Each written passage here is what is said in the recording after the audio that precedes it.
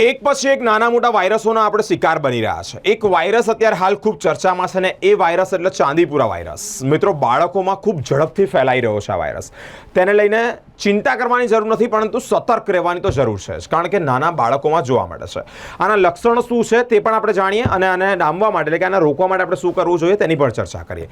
આના વાયરસ જે છે ચાંદીપુરા વાયરસ, તેના લક્ષણોમાં વાત કરીએ તો બાળકને તાવ આવે છે, ઉધરસ થાય છે અને સ્કિનના પ્રોબ્લેમ થાય છે, એટલે કે સ્કિન પર નાના મોટા લાલ ચાઠા જોવા મળે છે. આ વાયરસ માઇન્ડ પર એટલે કે બ્રેઇન પર પણ અટેક કરે છે. મિત્રો, એટેક કરતાની સાથે જ બ્રેઇન પર સોજો આવે છે અને તેની સાથે ખેંચ પણ આવે છે. આવા તમામ લક્ષણો જો જણાતા હોય તો ડૉક્ટરની સલાહ, નજીકના ડૉક્ટરની સલાહ તાત્કાલિક લો અને આને ડામવા માટે એટલે કે આને રોકવા માટે, ચાંદીપુરા વાયરસને રોકવા માટે. આ વાયરસ કોઈ જગ્યાથી નીકળતો, ક્યાંથી લાગતો હોય તો તેની માહિતી એ છે કે કાચા અને પાકા મકાનોની તિરાડમાંથી લાગે છે, ત્યાંથી નીકળે છે અને ત્યાંથી લાગે છે, આવી માહિતી છે.